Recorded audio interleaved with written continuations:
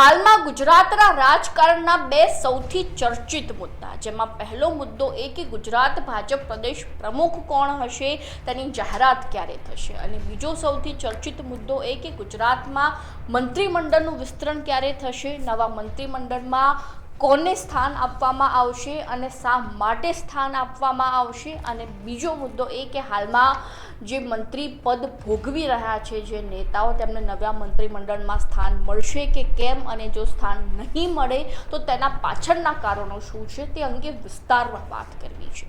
નમસ્કાર, સ્વાગત છે આપનું સ્પેશિયલ શો ટુ ધ પોઈન્ટમાં. હું છું મેક્ષો ઠક્કર આપની સાથે. દિવાળીના તહેવાર સમયથી જ એવી ચર્ચાઓ શરૂ થઈ ચૂકી હતી કે હવે ટૂંક સમયમાં ગુજરાતના મંત્રીમંડળનું વિસ્તરણ થશે, હવે આ સમયે મંત્રીમંડળનું વિસ્તરણ થશે. અનેક ચર્ચાઓનો દોર શરૂ થઈ ચૂક્યો હતો, પરંતુ હાલમાં પણ મંત્રીમંડળનું વિસ્તરણ ભાજપ હાઈકમાન્ડ દ્વારા નથી કરવામાં આવી રહ્યું, અને મંત્રીપદ કોને સોંપવામાં આવશે તેને લઈને અનેક તર્ક વિતર્કો રાજકીય વિશ્લેષકો દ્વારા લગાવવામાં આવી રહ્યા છે.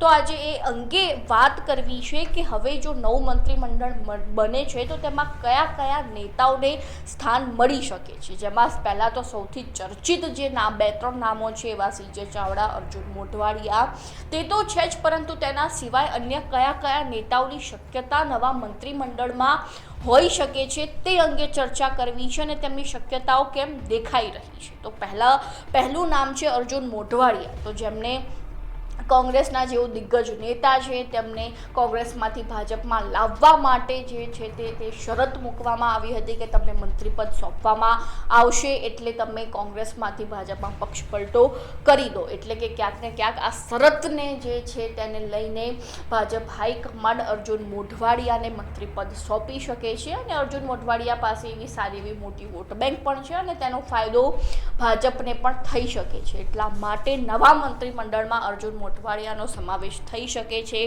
બીજું નામ છે અલ્પેશ ઠાકોર. અલ્પેશ ઠાકોર જે હાલમાં સૌથી વધુ ચર્ચાનો મુદ્દો બની ગયા છે, કારણ કે જે રીતે વાત કરવામાં આવે તો વર્ષ 2017ની વિધાનસભાની ચૂંટણીમાં જેમણે ભાજપને હંફાવી દીધી હતી, ત્યારબાદ તેમણે કોંગ્રેસમાંથી પક્ષ પલટો કરીને તેઓ ભાજપમાં જોડાયા હતા, અને તે સમય દરમિયાન પણ એટલે 2017 બાદ અને અત્યારે જે રીતે 2025 ચાલી રહ્યું છે, એટલે કે 6-7 વર્ષની અંદર જે છે તે સખત તેઓ રાહ જોઈને બેઠા છે કે હવે ગુજરાતનું નવું મંત્રીમંડળ ક્યારે બને છે અને મને ક્યારે સ્થાન આપવામાં આવે છે. કારણ કે જે રીતે વાત કરવામાં આવે તો તેમને પણ એ જ શરતે કોંગ્રેસમાંથી ભાજપમાં પક્ષ પલટો કરાવવામાં આવ્યો હતો કે ભાઈ અમે તમને મંત્રીપદ આપીશું. એટલે જે સમગ્ર આંદોલન SC/STને લઈને કરવામાં આવ્યું હતું, OBCને લઈને કરવામાં આવ્યું હતું, તે સમગ્ર આંદોલન થાળે પાડવામાં આવે, એટલા માટે તેમને કોંગ્રેસમાંથી ભાજપમાં મંત્રીપદ આપવાની શરતે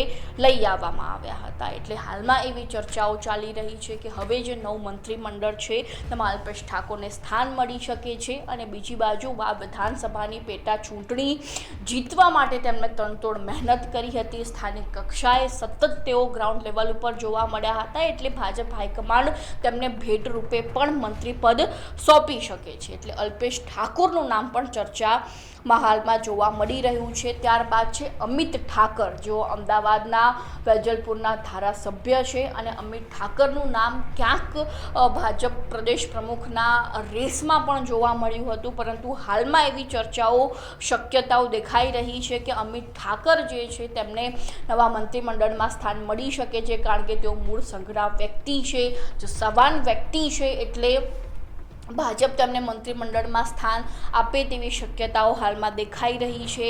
ત્યારબાદ ચોથું નામ છે કિરીટસિંહ રાણા, પાંચમું નામ છે કાંતિભાઈ અમૃતિયા, જે મોરબીના જે ચર્ચિત સૌથી નામ છે તેમનો પણ સમાવેશ નવા મંત્રીમંડળમાં થઈ શકે છે. ત્યારબાદ ઉદય કાનગડ, જેઓ રાજકોટ તરફથી ધારાસભ્ય છે, અને ઉદય કાનગડનું નામ પણ પ્રદેશ પ્રમુખના રેસમાં હાલમાં જોવા મળી રહ્યું છે, અને જો ક્યાંક તેમને પ્રદેશ પ્રમુખનું પદ ન સોંપવામાં આવે તો તેમને ચોક્કસથી મંત્રીમંડળમાં તેમનો સમાવેશ થઈ શકે છે, કારણ કે તેઓ પણ ભાજપના મૂળ નેતા છે. ભાજપ માટે તેઓ તનતોડ મહેનત કરી રહ્યા છે અને ભાજપ સાથે જોડાયેલા ઘણા સમયથી છે, એટલા માટે તેમને ભાજપ હાઈકમાન્ડ મંત્રીપદ સોંપી શકે છે તેવી શક્યતાઓ પણ હાલમાં દેખાઈ રહી છે. ત્યારબાદ ખેડૂત નેતા જયેશ રાદડિયા, જે સૌરાષ્ટ્રનો દિગ્ગજ ચહેરો છે, જેમનો જે દબદબો સૌરાષ્ટ્રમાં જોવા મળે છે, એટલે કે સૌરાષ્ટ્રમાં પોતાનો ભાજપ હાઈકમાન્ડ દબદબો બનાવી રાખવા માટે જયેશ રાદડિયાને મંત્રી પદ આપે તેવી હાલમાં પૂરેપૂરી શક્યતાઓ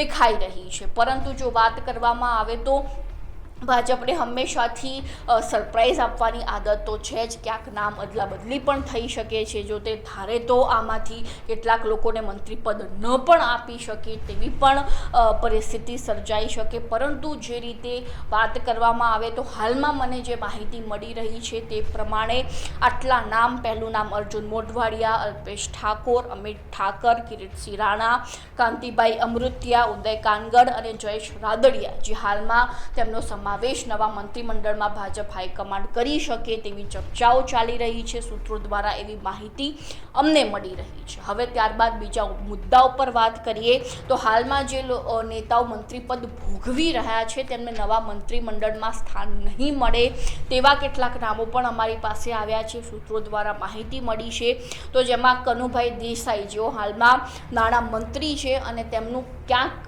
આ જે કાર્યકાળ રિપીટ ન કરવામાં આવે, તેમને ફરીથી મંત્રીપદ ન સોંપવામાં આવે તેવી ચર્ચાઓ હાલમાં ચાલી રહી છે. કારણ કે જો જોવામાં આવે તો કનુભાઈ દેસાઈની પણ એક વય જૂથ જે છે તે ભાજપ હાઈકમાન્ડ ચોક્કસથી જોશે તેમની ગાઈડલાઇન્સ પ્રમાણે. એટલે કનુભાઈ દેસાઈને ક્યાંક ફરીથી મંત્રીપદ ન આપવામાં આવે તેવી ચર્ચાઓ પણ ચાલી રહી છે. ત્યારબાદ બીજું નામ છે પરસોત્તમ સોલંકી.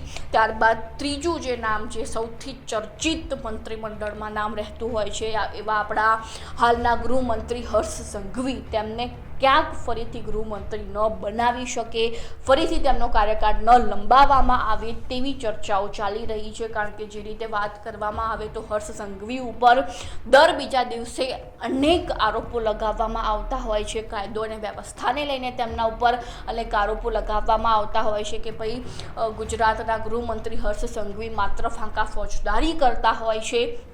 એ માટે કરીને એવી ઘણી ફરિયાદો ભાજપ હાઈકમાન્ડ સુધી પણ પહોંચતી હોય છે. એટલે ક્યાંક ને ક્યાંક તેમનું આ ફરિયાદોનું લિસ્ટ જોઈને પણ હર્ષ સંઘવીને ગૃહમંત્રી તરીકે રિપીટ ન પણ કરવામાં આવી શકે તેવી ચર્ચાઓ હાલમાં ચાલી રહી છે. શક્યતાઓ પણ દેખાઈ રહી છે. પછી તો મેં તમને પહેલાં જ કહ્યું કે ભાજપ હાઈકમાન્ડને સરપ્રાઇઝ આપવાની આદત છે જ. કોથળામાંથી ઈંદડું તે નીકાળતા જ હોય છે. તો હવે હર્ષ સંઘવીને રિપીટ કરે છે કે કેમ, તે હાલમાં સૌથી મોટો પ્રશ્ન બની ચૂક્યો છે. ત્યારબાદ ભીખુસિંહ પરમાર, જેઓ તાજેતરમાં જ તેમનું નામ ચર્ચાયું હતું, જેમાં તેમના બે પુત્રોએ એક યુવકને ઢોરમાર માર્યો હતો. સોશિયલ મીડિયામાં તેમનો વિડીયો પણ વાયરલ થયો હતો. એટલે એના સિવાય પહેલાં પણ બીઝેડ ગ્રુપનું જે કૌભાંડ બહાર આવ્યું હતું તેમાં પણ ભીખુસિંહ પરમારનું નામ ચર્ચાયું હતું અને અનેક ફરિયાદો ભાજપ હાઈકમાન્ડ સુધી જતી હોય છે ભીખુસિંહ પરમારની. એટલે કે ફરિયાદોના આધારે ક્યાંક ભીખુસિંહ પરમારને ફરીથી રિપીટ ન કરવામાં આવી શકે, તેમનું મંત્રી પદ જે છે ફરીથી તેમને ન આપવામાં આવી શકે, જોખમમાં ગણાઈ શકાય તેમનું મંત્રી પદ, એવું પણ હાલમાં દેખાઈ રહ્યું છે. ત્યારબાદ છેલ્લું નામ છે કુંવરજીભાઈ હળપતિ, તેમને પણ મંત્રીપદ સોંપવામાં નહીં આવે.